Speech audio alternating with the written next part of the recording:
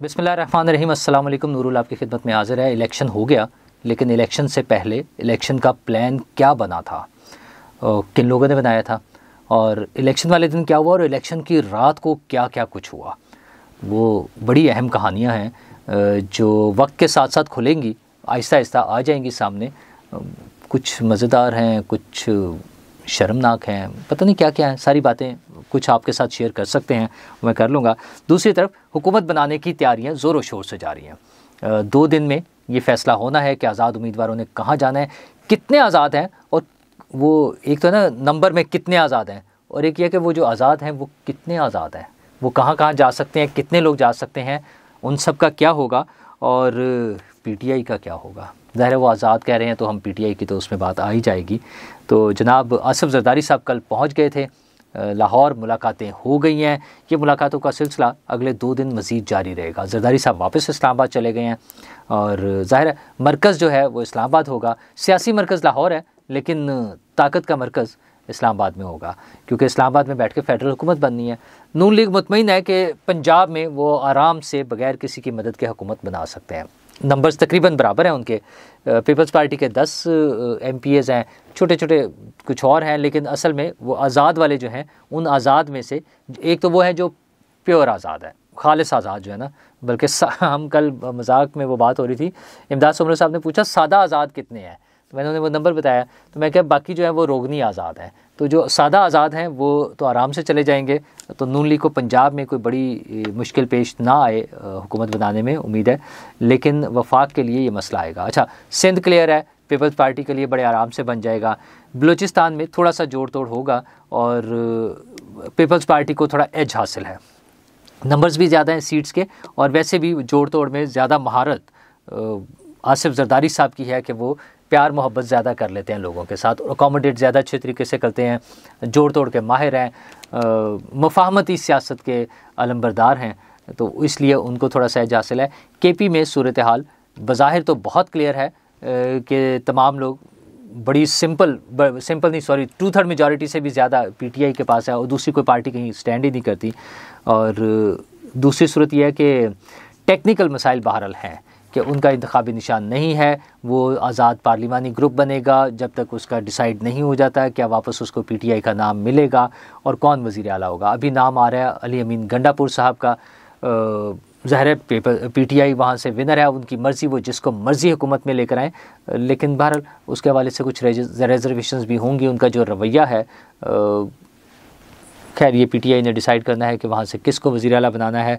पंजाब के लिए जब हम नून लीग की बात करते हैं तो एक ही नाम सामने है, और वो है मरियम नवाज़ साहिबा। कोई बहुत बड़ी तब्दीली आई, कोई बहुत ही बड़ी नेगोशिएशन हो रही हो कहीं ना कहीं, मजबूर हो जाए तो फिर शायद बदल जाए नाम, लेकिन अभी तक का नाम जो है वो फ़ाइनल है कि वो मरियम नवाज़ साहिबा होंगी। वफाक की हुकूमत के लिए जोड़ तोड़ ज़ाहिर है, जो मैं आपसे पहले कह रहा था, जारी है। शहबाज शरीफ साहब अब नून लीग के वज़ीर आज़म के उम्मीदवार हैं, क्योंकि मुफाहमती हुकूमत बननी है, इत्तेहादी हुकूमत बननी है, PDM बनना है, तो नवाज़ शरीफ साहब अब हुकूमत में नहीं होंगे। मैक्सिमम चांसेस यही हैं, और सदारत के लिए आसिफ जरदारी साहब सामने आएंगे। दूसरी सूरत यह है जो पीपल्स पार्टी चाहती है कि वज़ीर आज़म बिलावल भुट्टो हों, और उसके बाद सदारत चाहे आसिफ जरदारी उनको मिल जाए, नवाज़ शरीफ साहब को मिल जाए, लेकिन वो डिवाइड भी करने को तैयार है। 2 टर्म्स बना लें, आधा टर्म जो है 2.5 साल बिलावल भुट्टो जरदारी वज़ीर आज़म हो, और बाकी के 2.5 साल नून लीग के उम्मीदवार को वज़ारत उज़्मा दे दी जाए। लेकिन आसिफ जरदारी साहब की ख्वाहिश है कि पहले 2.5 साल बिलावल भुट्टो को मिल जाए। अच्छा, ये सारा जोड़ तोड़ चलता रहेगा, लेकिन क्या ये कामयाबी के साथ चल सकेगा? मतलब इस वक्त PTI के जो उम्मीदवार नज़र आ रहे हैं विनर, वो 100 नंबर चला गया आज़ाद उम्मीदवारों का। अच्छा, उसमें से तकरीबन 16 के करीब आज़ाद उम्मीदवार वो हैं जो सादा आज़ाद या प्योर आज़ाद जिनको कह लें, अदर दैन PTI, वो वाले आज़ाद हैं। अच्छा, तो 84 तकरीबन उनका बन जाता है, 2-3 और मिला लें, 85, 86 कर लें, तो ये कोई इतना बड़ा नंबर नहीं है जिसकी वजह से जो हुकूमत को गिरा सके किसी वक्त। अगर वो बाकी दोनों पार्टियाँ मिलकर चलती रहें आराम से, पीपल्स पार्टी और नून लीग, तो फिर कोई इतना बड़ा मसला नहीं होगा।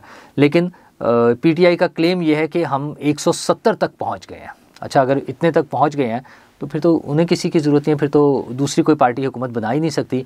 फिर तो सब एक ही सूरत है कि या हम पीटीआई को हुकूमत बनाने की इजाज़त दे दें, वो अदालत के ज़रिए आए जैसे भी हो, या दूसरी सूरत यह है कि दोबारा इलेक्शन में चले जाएं। अच्छा, मेरा ख्याल है ये बाकी पॉलिटिकल पार्टीज़ समेत बल्कि शायद किसी भी पॉलिटिकल पार्टी को सूट नहीं करती होगी ये सिचुएशन, और उस सूरत में फिर मामला बहुत आगे निकल जाएंगे और लटक जाएंगे। तो हुकूमत तो बननी है, वो बज़ाहिर उन्हीं की बनेगी। हाँ, जो आज़ाद उम्मीदवार हैं उनमें से एक बड़ी तादाद टूटने का इम्कान मौजूद था। जो ज़राए बता रहे हैं वो ये है कि कोई 37 के करीब लोगों ने पहले से कमिटमेंट की हुई है, जो जीते हुए हैं, अब जीत गए हैं, मतलब ज़्यादा ने की थी लेकिन उनमें से जो जीत गए हैं, फाइनली जीत कर आए हैं, उनमें से 37 पीटीआई के लोग 37 ऐसे हैं जो ये कमिटमेंट कर चुके थे कि वो इलेक्शन जीतने के बाद अपनी एसोसिएशन, वैसे तो थे आज़ाद लेकिन एसोसिएशन ख़त्म करके नई पार्टी में शमूलियत इख्तियार कर लेंगे। बल्कि कुछ राय का तो कहना यह कि उन्होंने साइन करके अपने पेपर्स, अपना कॉन्सेंट दे दी हुई है नई पार्टी में शमूलियत की। सिर्फ पार्टी का खाना खाली रखा हुआ है कि वो पता ना जिसका जहाँ दिल करे इस्तेमाल कर ले। प्यार मोहब्बत वाली बात है ना, कि किसी ने, ज़ाहिर है उन्होंने ये किसके कहने पे किया, किसी ने उनसे प्यार मोहब्बत की होगी, उन्हें समझाया होगा कि भाई ये ज़रा चेंज करना है, तो वो मान के होंगे, इसमें कौन सी बात है। आप माशाल्लाह आप समझदार हैं, सब आप समझ सकते हैं। तो इस तरह की सूरत में, लेकिन इलेक्शन का नतीजा आने के बाद मुझे लगता है कि वो शायद 37 सारे ना टूट सकें, क्योंकि इख्तलाफात अपनी जगह, पीटीआई के सपोर्टर्स ने साबित किया है कि वो सिर्फ उसको वोट देंगे जो इमरान खान के साथ है, बस दैट्स इट। अच्छा, उसमें बहुत सारे केसेस हमारे सामने हैं, वो हमने केपी में परवेज़ खटक साहब का हाल देख लिया है, फिरदौस आशिक अवान साहिबा 200 से भी कम वोट मिले हैं, शेख रशीद साहब 5000 वोट मिले हैं, ज़मानत ज़ब्त हो गई है, जहांगीर खान तरीन साहब। अच्छा, एक ख्याल है कि इलेक्शन जो है वो पैसों की गेम है, पैसों से इलेक्शन जीता जाता है। तो अगर पैसे खर्च करने में आता तो जहांगीर तरीन साहब माशाल्लाह जितने अमीर आदमी हैं, पैसे वाले हैं, दो चीज़ें हैं, एक अमीर है और दूसरा उनमें पैसे खर्च करने की हिम्मत भी है। बहुत सारे अमीर लोग ऐसे होते हैं जिनमें पैसे खर्च करने की हिम्मत नहीं होती, कंजूस कह लें, उनकी स्ट्रेटजी कह लें, प्लान कह लें, उनकी सोच कह लें, वॉटएवर। जहांगीर खान तरीन वो आदमी है जो पैसे खर्च नहीं करते, बहा सकते हैं, बहाते हैं। तो अगर वो सब कुछ करने के बावजूद अपने दोनों सीटों से इलेक्शन नहीं जीत सके हैं, तो बड़ा क्लियर है कि सिर्फ पैसे के सर पे इलेक्शन नहीं जीता जा सकता। हाँ, अगर वो कोई मुकाबला ना हो ना, ये जो सर्कमस्टांसेस हैं जिसमें एक ख़ास सोच के साथ, एक ख़ास मिशन के साथ, एक ख़ास लगाव के साथ लोग निकले हैं, फिर इलेक्शन पैसों से नहीं जीता जा सकता। फिर वो हमें नज़र आ गया कि कैसे जीता गया, तो इसी तरह जीता जा सकता है। लेकिन मसला ये कि ये सारा कुछ हुआ क्या है। मैं आपको कहानी सुनाऊं कि इलेक्शन से कुछ दिन कबल एक मीटिंग हुई, एक बहुत बड़ी शख्सियत ने मीटिंग कॉल की, और मुल्क के मुख्तलिफ़ हिस्सों से जो उन इलाकों के जो बड़े बड़े अफसर थे, आई एम सॉरी मैं नाम नहीं ले सकता ना, सॉरी मतलब माफ़ी चाहता हूँ इस बात के लिए।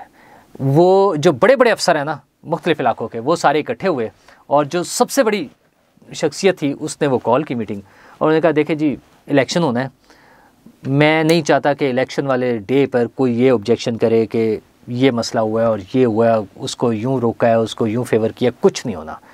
बस सिंपल सा इलेक्शन होना है और नीट एंड क्लीन इलेक्शन होना चाहिए, उस पर मैं कोई हरफ नहीं आना चाहिए, मैं नहीं ऐसी बात सुनना चाहता। ठीक है जी, चूँकि साहब ने कह दिया तो वो अफसरान वापस आ गए, और इलेक्शन का दिन ऐन आप यकीन माने उसी पॉलिसी, उसी इंस्ट्रक्शंस के मुताबिक चला। किसी जगह पे आप पीटीआई के लोगों को पूछ लें जिनके 100 इख्तलाफात हैं, नारे लगाएं, गालम गलोच करें, जो मर्जी करें, इलेक्शन वाले डे पर उन्हें कोई प्रॉब्लम नहीं थी। ऐन मज़े से, सुकून से, जिस तरह से वो चाहते थे, आज़ादी से। किसी ने किसी को नहीं रोका कि ये उसका उम्मीदवार है, ये उसका प्रिजाइडिंग ऑफिसर है।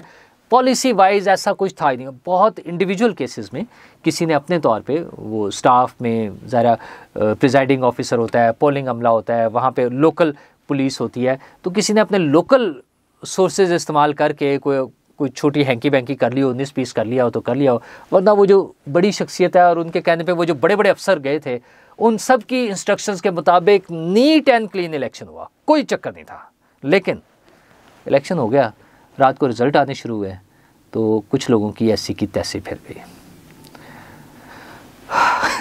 मैं उसमें वैसे तो कहानियाँ बहुत सारी हैं, एक वो कहानी जो पब्लिक होगी। अगेन मैं माफ़ी चाहता हूँ, मैं तो ये बातें वो किसी का नाम लेकर नहीं कर सकता, ये काम बहुत कम लोग कर सकते हैं, और उनमें एक है मुजीबुर रहमान शामी साहब। उन्होंने हिम्मत की और उन्होंने टीवी पे बैठ के ये कहानी सुना दी। मुजीबुर रहमान शामी साहब ने दुनिया टीवी पर बैठ के कहानी सुनाई कि लिया में जब रिज़ल्ट्स आने शुरू हुए, कंपाइल हो रहे थे रिज़ल्ट्स, तो वो रिज़ल्ट्स ज़ाहिर है आज़ाद उम्मीदवार जीत रहे थे, पीटीआई के हमायत याफ्ता जो थे। तो फिर सारे कुछ किसी ना किसी ने, ज़ाहिर जो पॉलिटिशियंस जो हार रहे थे उन्होंने कोशिश की, तो कमिश्नर, डिविजनल कमिश्नर जो थे उनको कहा गया कि सर वो देखे कुछ करें। डिविजनल जो कमिश्नर थे उन्होंने आरओ को, जो डिप्टी कमिश्नर हैं, उनको फ़ोन किया और उन्होंने कहा यार ये तुम्हारे इलाके में सारे आज़ाद जीत रहे हैं, तो इसका कोई बंदोबस्त करो। तो उसने कहा सर मैं तो कुछ नहीं कर सकता, जो जीत रहा है वो जीत रहा है। उन्होंने कहा नहीं, फिर तुम्हें इसकी कीमत अदा करनी पड़ेगी। तो उन्होंने वो फ़ोन ख़त्म करने के बाद उस डिप्टी कमिश्नर ने वो दोनों के नाम दे दिए उन्होंने। तो कमिश्नर खालिद परवेज़ जो हैं उन्होंने डिप्टी कमिश्नर नासिर महमूद है जिन्होंने ये शिकायत की, उन्होंने डिप्टी कमिश्नर ने चीफ़ सेक्रेटरी को फ़ोन किया और उन्हें बताया कि मुझे धमकियाँ मिल रही हैं, मेरी जान को ख़तरा है, और लेकिन मैं इलेक्शन का रिज़ल्ट तब्दील नहीं कर सकता, जो रिज़ल्ट आ रहा है वही आएगा। और उन्होंने ये कहने के बाद फ़ोन बंद कर दिया और फिर कमिश्नर साहब का कोई कॉल भी नहीं ली उन्होंने, और वो लिया से वो लोग जीत गए। अच्छा, बहुत सी और भी जगहों से जीते हैं। तो ये एक जगह की कहानी है। कहानी सुनाने का मकसद ये है कि जहाँ पर ये काम हुए हैं, अब ये किसने किए हैं, कौन रिस्पॉन्सिबल है, ये तो बड़े ही बताएंगे हमें जो रिस्पॉन्सिबल थे। मतलब वो जो अहम शख्सियत, जो बड़ी शख्सियत जिसने सबको कहा था कि बड़ी क्लियर इलेक्शन चलना चाहिए, और इलेक्शन डे पूरा कंप्लीट हुआ ऐसे ही, उसमें कोई शक नहीं है। इवन अमन और अमान के हवाले से जो हमारी रिजर्वेशन थी बहुत से लोगों की, वो अल्लाह का शुक्र है कि बहुत हद तक वो कामयाबी से गुजर गया, वो पुरअमन गुजरा। इक्का दुक्का वाक़यात हैं, उस पर मुझे तो बड़ा ही दुख होता है कि एक इंसानी जान भी जो है ना वो इंतहाई कीमती है। मतलब खुदा ना खास्ता मैं ये कहूँ कि बहुत ज़्यादा लोग थे, कैजुअलिटीज़ जो हुई हैं वो नहीं, एक जान का नुकसान भी जो है ना, मतलब रिलीजियस हमारा तो फेथ है कि एक इंसान का कत्ल जो है वो पूरी इंसानियत का कत्ल है। एक जहाँ एक इंसान को बचाना वो पूरी इंसानियत को बचाना है, इसी तरह एक इंसान का कत्ल भी, तो एक भी जान का ज़िया नहीं होना चाहिए। वो बहुत थोड़े से नुकसान तो हुआ है, लेकिन जनरली जो ख़तरा था वो टल गया और ऐसा नहीं हुआ। लेकिन ये वाक़यात हुए हैं, ये तो एक लिया की कहानी है। अभी ऐसी बहुत सारी कहानियाँ बाकी हैं। अच्छा, जो लोग हारे हैं या जिनका ख्याल है कि उनको हराया गया है, जो इलेक्शन रिज़ल्ट्स आते आते रुक गए थे और फिर वो टोटली तब्दील हुए, मतलब मैं खुद समझता हूँ कि वो रिज़ल्ट ठीक नहीं थे। जो इब्तदाई 2-3 घंटे के थे वो तो 2, 4, 5%, 10%, 20% थे, तो 80% जो मज़ीद आना था उसका भी तो इम्पैक्ट आना था। लेकिन कुछ जगहों पे वो 200-300% हो गया शायद। ये इतनी आसानी से हज़म नहीं होगा। अच्छा, मुझे किसी भी पार्टी से 100 इख्तलाफ हो सकता है, मुझे इमरान खान साहब के तर्ज़ सियासत से 100% नहीं 1000% इख्तलाफ है। आपको मेरी टोन पता है, मैं हमेशा से जो करता हूँ, मुझे उनसे शदीद इख्तलाफ है। लेकिन जो लोगों ने वोट डाला है उसका नतीजा वही आना चाहिए था जो लोगों ने वोट डाला है। या फिर आप इलेक्शन ना कराएं, मतलब उसका कोई और सोल्यूशन ढूंढ लें। मतलब मैं उसके लिए तैयार हूँ। आप लोगों को पता है मैं तो वो बंदा हूँ जो बैठक में बैठकर जो सब मजाक उड़ाते थे और जब मेरे उसके ख़िलाफ़ रहे हैं कि नूरुल्लाह कहता है इलेक्शन नहीं होने, तो अगर नहीं हम फेयर करा सकते, अगर हम वो रिज़ल्ट एक्सेप्टेबल नहीं है हमें, तो फिर ना कराएं, उसको और प्रोलॉन्ग कर लें। लेकिन जब कराने हैं तो फिर फेयर होने चाहिए। जिस तरह पूरा दिन गुजरा था उसी तरह से रिज़ल्ट आने चाहिए थे। शामी साहब बड़े आदमी हैं, बहादुर आदमी हैं, उन्होंने हिम्मत करके एक वाक़या पूरा का पूरा सुना दिया है। हमारे पास कुछ और कहानियाँ हैं जो भी इतनी क्लियर नहीं है, क्लियर हो गई तो हिम्मत करके मैं भी सुना दूँगा। लेकिन कहानियाँ बहुत सारी हैं, इन कहानियों के साथ हम कहाँ तक चलेंगे?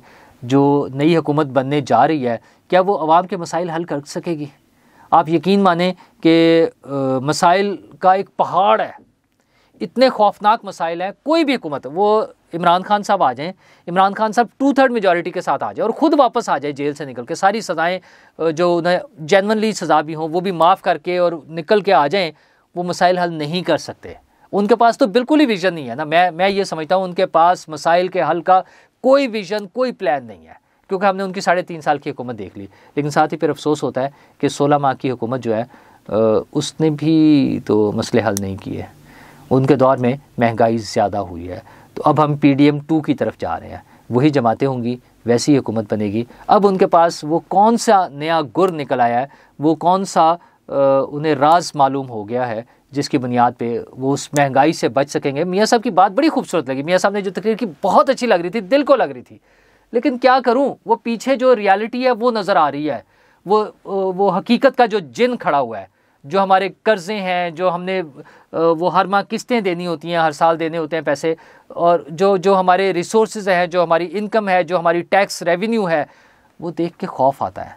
मियाँ साहब जब कहते हैं कि सस्ती बिजली मिलेगी, सस्ता पेट्रोल मिलेगा, सस्ती गैस मिलेगी, ये बेसिक चीज़ें हैं, यही कर दें तो सारे मसले हल हो जाएं, लेकिन ये कैसे करेंगे? ख्वाब बहुत अच्छे होते हैं, मैं उनके साथ हूँ। मैं दुआ गो हूँ कि जो हुकूमत बने वो बिलावल भुट्टो साहब आए या सिर्फ वो आए शहबाज शरीफ साहब आए वज़ारत उज़्मा की सीट पर, या जो भी आए, ये दोनों पार्टियाँ डिसाइड कर लें, वो हमारे मसाइल हल करें। और ये मेरे आपके मसाइल, हम 24-25 करोड़ लोगों के मसाइल हैं, ये इस पाकिस्तान के मसाइल हैं। पाकिस्तान ने रहना है इंशाल्लाह, और पाकिस्तान ने तरक्की करनी है, पाकिस्तान ने दुनिया की लीग में आगे बढ़ना है। वो तभी होगा जब हमारे सियासतदान समझदारी के साथ कोई फ़ैसले करेंगे और वो पूरी कौम को लेकर आगे चलेंगे। आर्मी चीफ़ मैदान में आ गए हैं, वो उन्होंने कहा है कि मुबारकबाद दी है जीतने वालों को, और वो चाह रहे हैं कि पुरअमन तरीके से हम आगे चलें। सर हम तो पुरअमन तरीके से आगे चलने को तैयार है। आपके हाथ में इख्तियार है तो उस इख्तियार को इस्तेमाल करें, और जहाँ जहाँ गड़बड़ है वो इसको लेके चलने में जो रुकावटें हैं वो दूर करा दें। पुरअमन तरीके से अगर हमने आगे चलना है तो उसके लिए जो रुकावटें हैं उसको मैं तो नहीं तब्दील कर सकता, उसको नवाज़ शरीफ साहब, इमरान खान साहब और आसिफ जरदारी साहब नहीं कर सकते। वो पावर आपके पास है, कराएं। अल्लाह करे हम वाकई पुरअमन तरीके से तरक्की की राह पर आगे बढ़ना शुरू हो जाएं। शुक्रिया।